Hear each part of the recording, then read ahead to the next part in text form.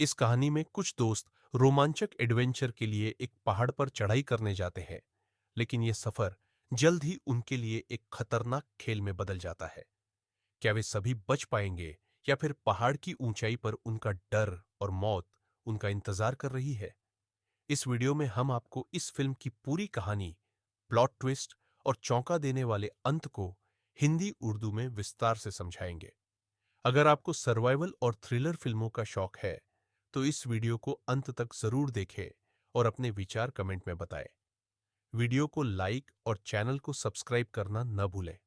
रोमांच की तलाश में एक महिला 100 मीटर की ऊंचाई पर चल रही थी, लेकिन उसे बिल्कुल भी एहसास नहीं था कि उसके पैरों के नीचे का पुल टूटने वाला है। जुआन माँ उसे परेशान नहीं करना चाहता था। उसने उसे सुरक्षा रस्सी बांध लेने दी और शांति से चलने के लिए कहा। ऐसी स्थिति में सबसे अच्छा उपाय यही होता है कि उसे शांत रखा जाए, लेकिन उसकी सहेली डरती थी कि कहीं महिला बच ना जाए। उसने जोर से कहा, डरो मत, मैं तुम्हें पीठ पर ले लूंगी, मुझे कहना पड़ेगा। सहेली सच में गलत साथी साबित हुई। महिला ने यह सुनते ही अचानक घबरा गई और डर के मारे आगे की तरफ दौड़ पड़ी, लेकिन तीव्र झटकों के कारण असंतुलित पुल पूरी तरह पलट गया और महिला का संतुलन बिगड़ गया, जिससे वह लगभग गिर ही गई। शुक्र है कि वह सुरक्षित रस्सी से बंधी हुई थी, जिससे उसकी जान बच गई। सामने के साथी ने भी राहत की सांस ली, लेकिन खतरा अभी खत्म नहीं हुआ था, क्योंकि उनके नीचे का पुल पूरी तरह से ढह गया। लिशा इसी तरह 100 मीटर ऊंचाई पर लटकी हुई थी, कोई हरकत नहीं कर पा रही थी। इससे भी बुरा यह था कि लोहे की जंजीर समय के चलते कमजोर हो चुकी। स्थिति गंभीर थी। जवान माओ ने जल्दी से एक रस्सी निकाली और लीजा की तरफ फेंकी। फिर सभी ने मिलकर तेजी से उसे इस ओर खींचा और आखिरकार लोहे की जंजीर टूटने से ठीक 1 सेकंड पहले लीजा को ऊपर खींच लिया। वास्तव में यह डरावना था, लेकिन कोई नुकसान नहीं हुआ। अभी की इस घटना के बाद सभी का पहाड़ की चोटी पर चढ़ने का उत्साह खत्म हो गया है। अब बस जल्दी से इस डरावनी जगह से निकलना चाहते हैं, लेकिन इकलौता बांस का पुल जो नीचे जाने के लिए था, वह अभी क्षतिग्रस्त हो गया है। कोई विकल्प नहीं था।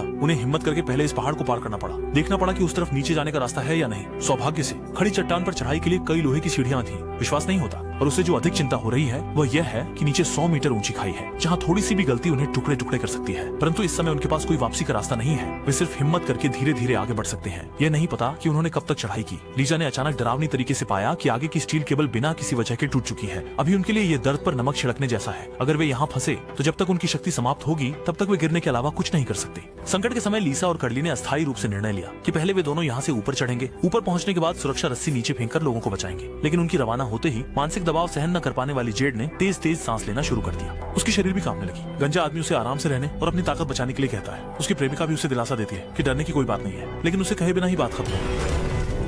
जेड बेहद डर गया था, मगर सौभाग्य से सुरक्षा रस्सी ने बचा लिया। गंजा उसे बचाने की कोशिश करना चाहता था, ऊपर आकर उसे हिलने से मना कर दिया, लेकिन जेड अपने डर को नियंत्रित नहीं कर पाया और नीचे जोर जोर से संघर्ष करने लगा, जिससे स्टील केबल वजन सहन नहीं कर सकी। अगले ही पल यह भयावह दृश्य देखकर ऊपर की छोटी में भी कुछ नहीं कर सकी। इसी समय लीसा और घुंघराले बाल वाला अंत में चट्टान के नीचे से ऊपर चढ़ गए। जीवन बचाना आवश्यक है। वे एक पल के लिए भी रुकने की हिम्मत नहीं कर सके और पहाड़ी की छोटी की ओर दौड़ने लगे। लेकिन दौड़ते दौड़ते घुंघराले बाल वाले का पैर अचानक एक हड्डी में फंस गया और तीव्र दर्द ने उसे सभी गतिशीलता से वंचित कर दिया। वे दोनों एक एक तरफ पकड़कर जाल को खोलने की कोशिश कर रहे थे। दोनों ने पूरी ताकत लगाई, बड़ी मुश्किल से थोड़ा सा खोल पाए, लेकिन गलती से जाल वापस बंद हो गया, जिससे जॉन माओ को दोबारा गंभीर चोट पहुंची। मजबूरी में जॉन माओ ने सेफ्टी रोपड़ी शाह को दे दी, ताकि वह पहले तीनों को ऊपर चढ़ा दे और फिर वापस आकर उसे बचाए। जब कुछ लोग लगभग हार मान चुके थे, तभी एक रस्सी आसमान से नीचे आई। जैड ने जल्दी से रस्सी पकड़कर ऊपर चढ़ना शुरू किया और बीच में ग्वांगटू के सिर पर पैर रखकर ताकत भी ली।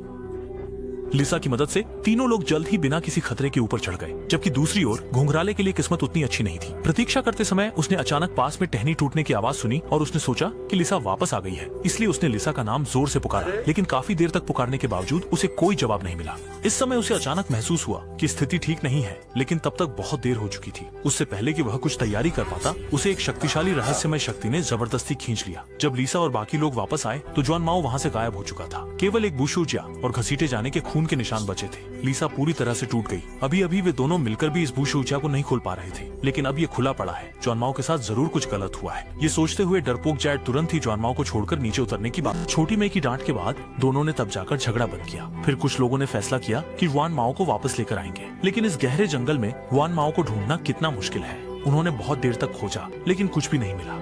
इस समय अलग राय रखने वाला जैड अचानक गुआंगतौ के साथ लड़ाई करने लगा और श्याओमई दौड़कर झगड़ा रोकने गई, लेकिन नतीजतन वह गलती से जाल में गिर गई। तीनों ऊपर से काफी देर तक चिल्लाते रहे, लेकिन श्याओमई की कोई प्रतिक्रिया नहीं मिली। स्थिति को गलत समझते हुए लिसा तुरंत सुरक्षा रस्सी के सहारे उसे ढूंढने नीचे गई। जाल बहुत गहरा था और जब वह आधे रास्ते पर पहुंची, अचानक दुर्घटना हो गई। उसका पैर अचानक फिसल गया। इस समय खड़ी की गई नुकीली चीज उसके माथे से केवल 0.01 सेंटीमीटर की दूरी पर है। वह डर के मारे आधा मर गया। अगर वह इस पर गिरता तो निश्चित ही होता।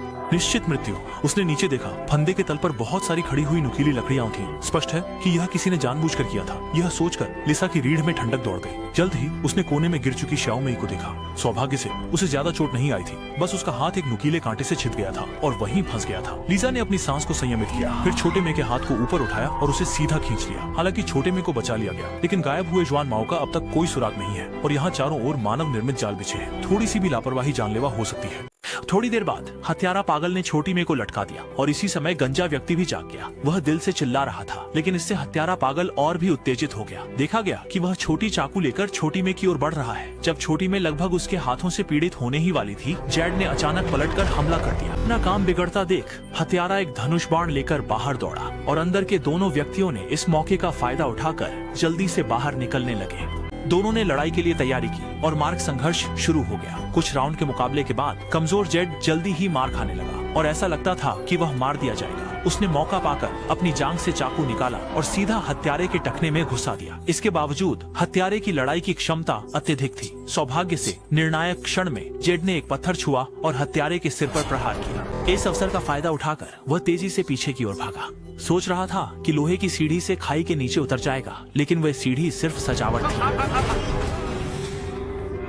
इस दृश्य को देखकर हत्यारा भी अचंभित हो गया। ऐसा व्यक्ति कैसे हो सकता है? जैसे ही आदमी की जान खतरे में थी, ग्वांगटू और शाओमेई समय पर वहां पहुंचे और आदमी को खींच लिया। लेकिन जब वे उसे ऊपर खींचने वाले थे, ग्वांगटू को अचानक याद आ गया कि जेड ने उसके साथ क्या किया था। उसकी नजर अचानक बहुत गुस्से में बदल गई। गंजे की बकवास के तहत जेड पूर्ण रूप से मौत से मिलने चला गया और वह आखिरकार सुंदरी को पा लिया। अब प्रतिस्पर्धी नहीं था, परंतु अभी खुश हुए 3 सेकंड भी नहीं हुए थे कि एक तीर ने उसके सिर के पीछे की ओर से भेद दिया। उन्होंने हत्यारे की उपस्थिति को नजरअंदाज कर दिया था। यह देखकर छोटी मी पूरी तरह से टूट गई। उसने कमर से अपनी छोटी चाकू निकाल ली और हत्यारे से मुकाबला करने की कोशिश की, पर जैसे ही वह मुड़ी, हत्यारा गायब हो चुका था। कमजोर लड़की भला हत्यारे का मुकाबला कैसे कर सकती है? जल्दी ही उसे खून की उल्टी हो गई। इसी संकट की घड़ी में उसने मौका पाकर हत्यारे की गर्दन पर एक वार किया। हत्यारा जमीन पर गिरकर तड़पने लगा। छोटी माए ने छोटा चाकू उठाया और आगे बढ़ गई। उसको मारने के लिए तैयारी कर ली, लेकिन दिल का नरम होने के कारण वह उसे मार नहीं पाया। अंत में उसने छोटा चाकू फेंक दिया और उसकी जान बख्श दी, लेकिन वह नहीं जानता था कि उसे इसके लिए अपने जीवन की कीमत चुकानी पड़ेगी। जैसे ही वह केबल कार में बैठकर पहाड़ से उतर रहा था, हत्यारा छोटा चाकू उठाकर